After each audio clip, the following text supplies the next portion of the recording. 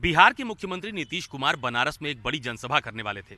खास बात यह भी थी कि रोहनिया नाम का जो इलाका जो कुर्मी बाहुल्य बेल्ट मानी जाती है, वहीं पर नीतीश कुमार एक बड़ी जनसभा भी करने वाले थे। लेकिन फिलहाल जिला प्रशासन ने इस बात की अनुमति नहीं दी और जेडीयू के तमाम सारे नेताओं ने उत्तर प्रदेश की योगी सरकार पर और जिला प्रशासन पर गंभीर आरोप लगाए हैं। क्या नीतीश कुमार उत्तर प्रदेश की राजनीति में कुछ प्रभाव डाल सकते हैं? कितना असर उनका उत्तर प्रदेश में हो सकता है? ऐसे तमाम सारे मुद्दों पर हम बात करने वाले हैं। हमारे साथ यूपी के वरिष्ठ पत्रकार विजय उपाध्याय जी मौजूद हैं, उनसे बात करेंगे।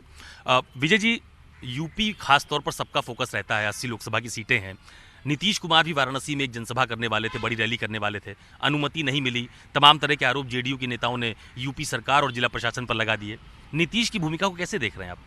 देखिए, मेरी जो जानकारी हिसाब से अनुमति तो शायद उस कॉलेज ने मना कर दिया, उसके मैनेजमेंट ने मना कर दिया जहां ये रैली करने वाले थे।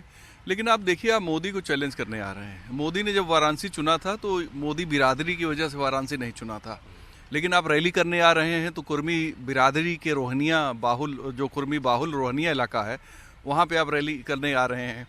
तो ये अपने आप में बहुत हास्यास्पद है। एक बड़ा नेता दूसरे बड़े नेता को अगर चुनौती दे रहा है तो अपनी जाति को आधार बनाने की कोशिश कर रहा है, तो निश्चित तौर पे उसकी कमजोरी दिखाता है। दूसरी बात, आप किसी व्यक्ति से पूछ लीजिए, जितने दिन से वो मुख्यमंत्री हैं, कभी विधानसभा चुनाव नहीं लड़े हैं, एमएलसी रहते हैं। 2004 में आखिरी लोकसभा चुनाव 2 जगह से लड़े थे, जिसमें एक जगह से हार गए थे। आज तक अपने बलबूते बहुमत नहीं ला पाए हैं। 2010 में इनकी सबसे ज़्यादा सीटें तब आई थी जब ये बीजेपी के साथ इनका अलायंस था। तो एक ऐसा नेता जो अपने राज्य में बहुमत नहीं ला पाया अपनी पार्टी के और अपने बलबूते पे, वो दूसरे राज्य में चुनौती दे रहा है, तो उसको बताना पड़ेगा ना कि उसके पास अचीवमेंट क्या है। फिर आप बिहार के लिए स्पेशल पैकेज मांग रहे हैं, तो क्या उत्तर प्रदेश को वहीं ले जाना चाहते हैं कि स्पेशल पैकेज वाली श्रेणी में उत्तर प्रदेश आ जाए? जबकि योगी यहाँ दावा करते हैं कि हम तो रेवेन्यू सरप्लस स्टेट बन गए हैं। तो 7 साल में अगर revenue surplus state Yogi ji बना सकते हैं, तो इतने दिन से नीतीश कुमार क्या कर रहे थे? इस तरह के ढेरों सवाल हैं और इन सब सवालों का जवाब अब जनता चाहती है। क्यों चाहती है?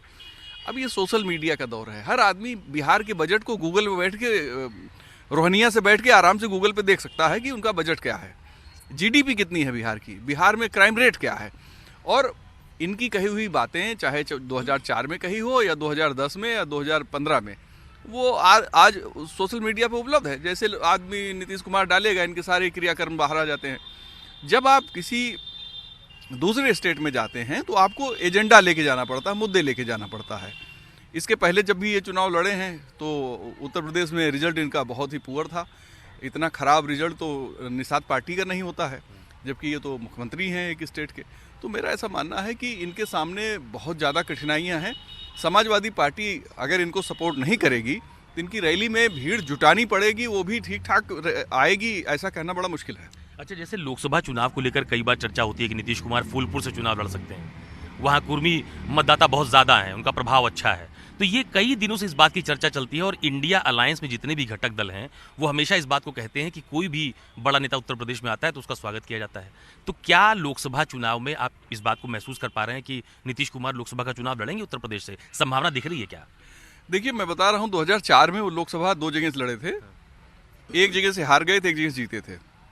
उत्तर प्रदेश में आधा दर्जन सीटें कुर्मी बाहुल, एक बिरादरी से जिसकी बाहुल्यता है, वो सीटें इनके लिए बताई जा रही हैं।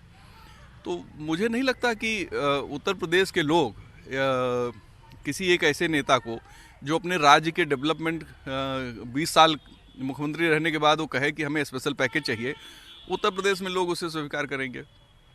देखिए, मोदी विरोध के नाते तो एक सेगमेंट है जो अपोजिशन के साथ खड़ा है, वो डट के खड़ा है और ठीक ठाक वोट भी है वो, जो मोदी जी को नहीं पसंद करता, बीजेपी को नहीं पसंद करता है, और वो वोट एकमुश्त मिलता है। पिछली बार विधानसभा चुनाव में समाजवादी पार्टी के पास गया था और वो कंसोलिडेट होता जा रहा है। पहले और पार्टियों में बंटता था, अब धीरे धीरे कंसोलिडेट होकर एक ही पार्टी को जा रहा है। तो नीतीश कुमार के लिए ज़्यादा स्कोप नहीं है। अगर समाजवादी पार्टी के साथ हैं, समाजवादी पार्टी उनको मदद करती है, तब आप नीतीश में ताकत देख सकते हैं। जैसे बिहार में या तो राष्ट्रीय जनता दल उनको ताकत दे या बीजेपी उनको ताकत दे, क्योंकि वहाँ लड़ाई राष्ट्रीय जनता दल और वर्सेस बीजेपी है, बीच में आनंद ये ले रहे हैं। तो उत्तर प्रदेश में ऐसा कुछ है नहीं, न नीतीश का कोई चमत्कार है। यहाँ पे कुर्मी बिरादरी के भी नेता हर मंडल में, हर जिले में पहले से मजबूत नेता मौजूद हैं, पहले से वोट सेट हैं। कितना बीजेपी के पास है कुर्मियों का, कितना अपना दल के पास है, कितना अपना दल पल्लवी पटेल के पास है, कितना समाजवादी पार्टी के पास है, कितना बसपा के पास है, कितना कांग्रेस के पास। यहाँ पहले से बाइफर्केशन हो चुका है और यहाँ पे अब पिछड़ों की राजनीति विदिन द पिछड़ा चल रही है पिछले 10 साल से। इस बात को लोग समझते नहीं हैं कि पिछड़ों की सियासत में ही इस समय राजनीति हो रही है। पिछड़ों की सियासत यानी कि उनके भीतर की सियासत, यानी कि उनके भीतर जो जातीय पहचान, जातीय अस्मिता, जातीय स्वाभिमान और जातीय एक वर्चस्व की बात हो रही है। तो उसमें जो कम आबादी की जातियां हैं उन्होंने गोलबंदी कर ली है, जो ज़्यादा आबादी की जातियां हैं वो अपनी गोलबंदी से दूसरों को बताते हैं कि हम ताकतवर हैं। अच्छा, एक सवाल ये भी है, जो बात आपने कही कि कुर्मी मतदाताओं को रिझाने के लिए नीतीश कुमार का उत्तर प्रदेश में क्या प्रभाव होगा। भाई, समाजवादी पार्टी का भी कुर्मी मतदाताओं पे बड़ा प्रभाव रहा है, उसके दम पे कई बार उन्होंने कई सीटें जीती भी हैं, लेकिन पिछले कुछ चुनाव में ये तमाम सारे वोट बैंक जो हैं वो बीजेपी की तरफ शिफ्ट होते हुए देखे गए हैं। तो क्या ये विपक्ष की एक कोशिश के तौर पर इसको देखा जाए कि एक बड़ा कुर्मी चेहरा या पटेल बिरादरी का किसी आदमी को लाकर यहाँ पर चुनाव लड़ाया जाए तो कुछ पोलराइजेशन हो जाएगा? नहीं, देखिए, समाजवादी पार्टी कुर्मी बिरादरी की मजबूत समर्थन में रही है, लेकिन 2007 के बाद वो कमज़ोर होता गया। बेनी प्रसाद वर्मा की जब से सपा से नाराज़गी हुई थी उसके बाद से चीज़ें बदली हैं और चीज़ें तब बदली जब बीजेपी की तरफ कुर्मी समुदाय बहुत ज़्यादा इकट्ठा हुआ। 2014 में ज़बरदस्त तरीके से एकजुटता थी।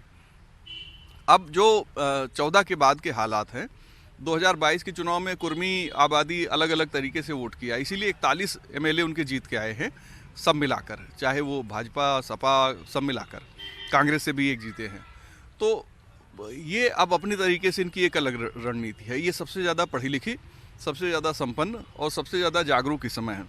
तो ये जो कुर्मियों की राजनीति है ये अलग किस्म से उत्तर प्रदेश में चल रही है। कोई किसी पार्टी के पास एकजुटता नहीं है। अच्छा, 1931 की जनगणना के हिसाब से आप देखेंगे तो उत्तर प्रदेश में कुर्मी की जो आबादी है 5-6% है टोटल आबादी में। ओबीसी में अगर देखेंगे तो करीब 8% 9% के आसपास आ जाती है ओबीसी में। तो आबादी इनकी यादव बिरादरी के बाद दूसरे नंबर पे है। तो ये लेकिन कोई एक नेता इनका नहीं है। कभी बेनी प्रसाद थे, उसके अलावा कोई कभी इन्होंने माना भी नहीं एक नेता को, क्योंकि अलग अलग सेगमेंट में कुर्मी बिरादरी में अलग अलग सब कास्ट है, वो भी एक अपने तरीके से इन चीज़ों को देखते हैं। तो मेरा ऐसा मानना है कि नीतीश कुमार उत्तर प्रदेश के कुर्मियों के नेता नहीं हो सकते हैं, आज तक तो नहीं बने। हाँ, एक साइकोलॉजिकल इम्पैक्ट जरूर रहता है, लेकिन वो बस इसी में खुश हैं कि हमारी बिरादरी का आदमी वहाँ मुख्यमंत्री है। एक बात और भी है कि प्रधानमंत्री के संसदीय क्षेत्र में कुछ करेंगे तो पूरे देश में चर्चा हो जाएगी, ये भी एक बात होती है। अरविंद केजरीवाल जब चुनाव लड़ने आए थे तो उस पर भी खूब चर्चा हुई थी।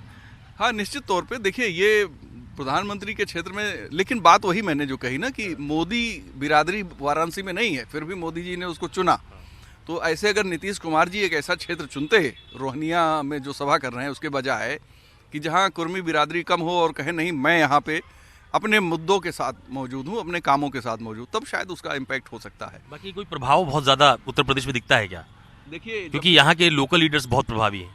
देखिए, जब भी चुनाव यहाँ पे लड़े हैं जनता दल यू 1% से कम या 1% से थोड़ा ज़्यादा वोट इनको मिले हैं, तो इनकी ताकत इसी से आप अंदाज़ा लगा सकते हैं।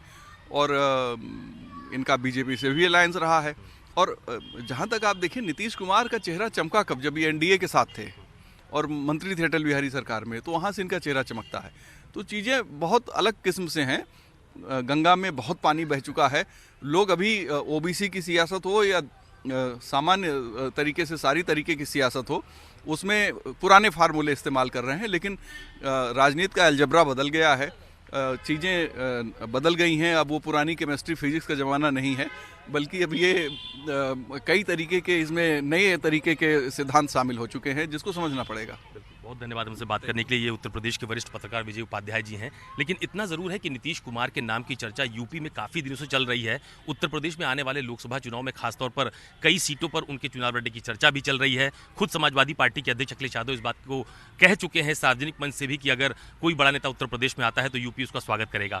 लेकिन खासतौर पर अगर नीतीश कुमार की उत्तर प्रदेश में राजनीतिक राह देखी जाए तो यूपी की सियासत में बहुत बड़े बड़े पॉलिटिकल प्लेयर मौजूद हैं। ऐसे में नीतीश कुमार उत्तर प्रदेश में क्या कुछ प्रभाव कर पाएंगे, ये सिर्फ एक स्थिति में मजबूती से कहा जा सकता है, जब पूरा का पूरा इंडिया गठबंधन नीतीश कुमार के साथ एक बड़ी जनसभा में उत्तर प्रदेश में एक मंच पर खड़ा हो। तो बिना उसके फिलहाल नीतीश कुमार की राह उत्तर प्रदेश में राजनीति के लिहाज से बहुत कठिन मानी जा रही है। कैमरा पर्सन धर्मेंद्र साहू के साथ अशोक तिवारी, लखनऊ, न्यूज़ 24।